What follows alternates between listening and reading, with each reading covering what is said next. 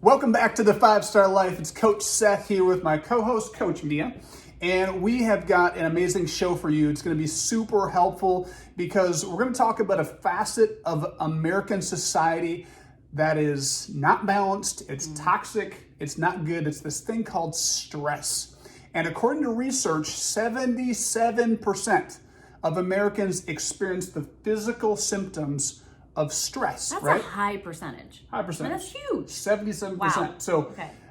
the symptoms, headaches, stomach aches, the restlessness, not sleeping well, fatigue. And there's a lot of times these symptoms, we're unaware of them, right? We're experiencing things, we're like, what's wrong with me? Well, there's other research that says stress is the leading cause of cancer and almost, heart disease, all these other illnesses. You know what the number one cause of these things is? Stress. Wow. And then 73% of Americans say they experience the psychological effects of stress. So where is it that we, register all of this stress? How do we take it in? How do we feel it? It's in our emotions. And so today I want to break down how is it that we as human beings start to take control and take charge of what's happening emotionally to us. And ultimately, in an emotional situation, we have a lot of choices to make. But Mia, when you think about stress and anxiety, can you relate to the percentage? Do you think that's, sometimes we hear research, we think that's ridiculous. There's no way that's true. When you first said that, I thought, man, that's so high. But then you start thinking about even like my grandchildren, I can see that they experience stress. So, it doesn't surprise me. So I want you to try something. The next time that you're in public, just do a little observation and just pause and observe people in the grocery store, at your workplace. Just watch as they pass by and you will be able to identify the stress that they're carrying. Some people have stress oozing out of them. You can almost feel the stress. And so I've heard that we, live life one event at a time. And so we live life in a series of events, one after another. And ultimately, every single event that you have in your day, somebody asks you, like, how was your day?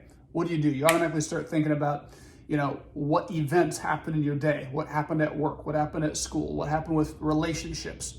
And ultimately, every single event has an emotional experience attached to it. And as you're saying this too, it reminds me of like the people that the glass is half empty, the glass is half full. When you're asked that question, I immediately probably go to the experiences that, stress me out or were bad. And I'd be like, I would say my day's not going great. But then you think of the other side, that these are the people that don't experience stress. And they're, I'm having a great day, the sun's out. I was just on the phone with somebody yesterday and they're like, how's your day? I'm like, great. You're like, you always say that. So even when I talk to you, like, even if I'm not doing great, by the time I'm like, just hearing you on the phone, you're like, I feel better. So you're true. And it is kind of contagious, right? You can catch emotions like you can catch a cold, whether it's positive or negative. But, every experience, every event, so from waking up in the morning to your morning routine to whatever your work routine is, there's a series of events. So every interaction with every individual is an event. And tied to each event is an emotional experience. So, have you noticed the way we're designed is we are emotional beings, right? And so it's the wonderful part of life and feeling alive, or we feel toxic or drained or whatever. But if you stop and think about it, a lot of your emotional energy is tied directly to events. And this is what I call the emotional crazy train, right? Where we live, from event to event. Right. And if it was a good experience, then we're feeling good. If it's a bad experience, we're not feeling so good.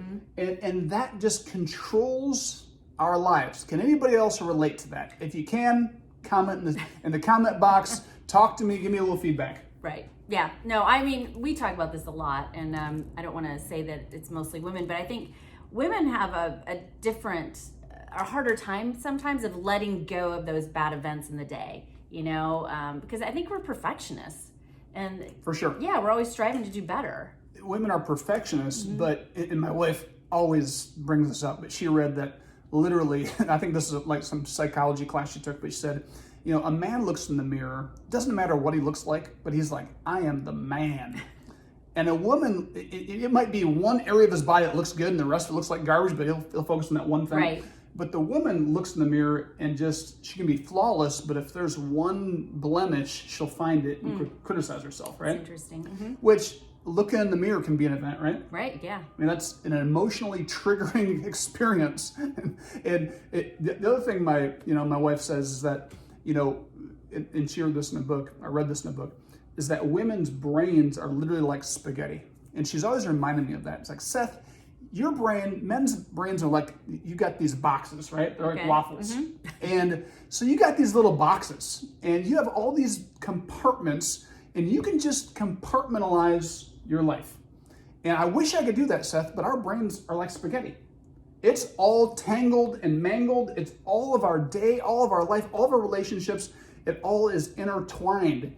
And because I'd be like, what, are you okay, baby? Like, what is going on? I just said hello. And she's like, I'm spaghetti. And so I think one of the most important things is to not beat yourself up. Right.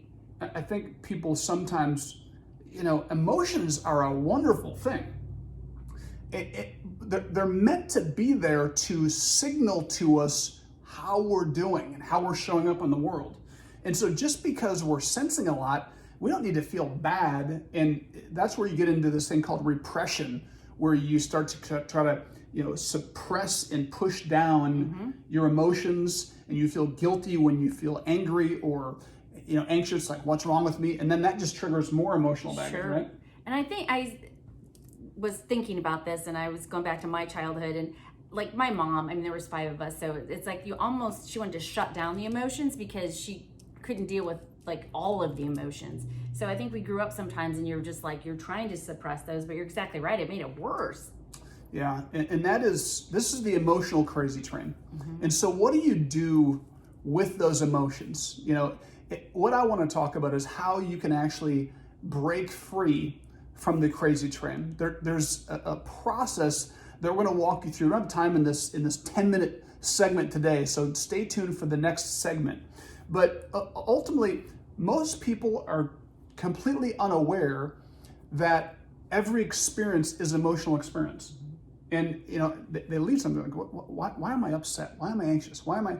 And when you can start to tune into your emotions, that's what they're there for. You're supposed to tune into them and be aware of them and then move forward in life. So one of the things that we're teaching students in our curriculum, our theme is freedom, which the definition of freedom is it's the right or the power to act, to speak, and to think as one wants without hindrance and without being restrained.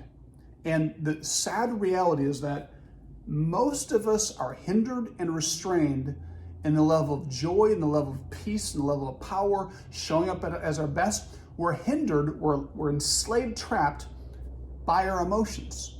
And we're on the crazy train. And it can just take a look from somebody. It can take, a bad situation at work. It can take bombing a test. It can take just all these little things can add up and boom, we're on the crazy train. So stay tuned for a little more information about how you can actually break free from the crazy train.